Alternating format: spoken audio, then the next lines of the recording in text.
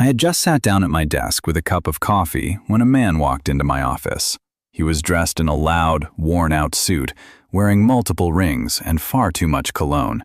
He sat down across from me with total confidence and said, "I've wanted to meet you for a while. We are both in the same business.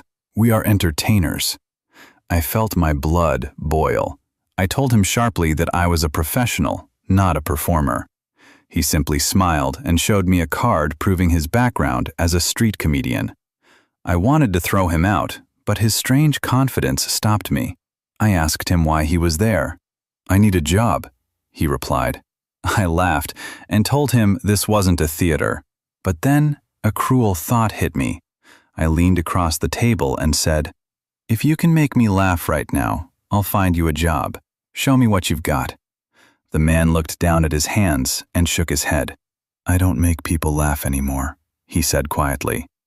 I mocked him, asking if he'd lost his touch. He looked me in the eye and replied, "No, it's because people have forgotten how to laugh. They only know how to mock." I told him he was wrong, that people love jokes and funny videos.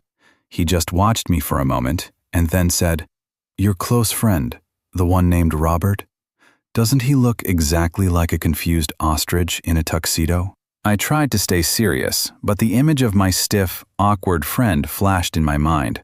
I burst out laughing. I laughed so hard I nearly fell off my chair. For 3 minutes, the room echoed with my voice.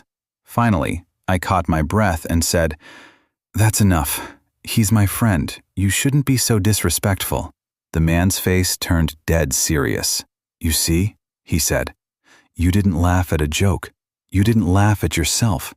You only laughed when I insulted someone else. You only laughed at the expense of another person's dignity." The room went cold. I realized he was right. We live in a world where we aren't satisfied by our own success as much as we are entertained by someone else's failure.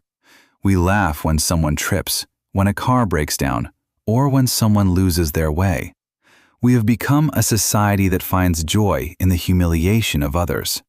We are all part of a circus where we are simultaneously the performers and the ones cheering at the tragedy.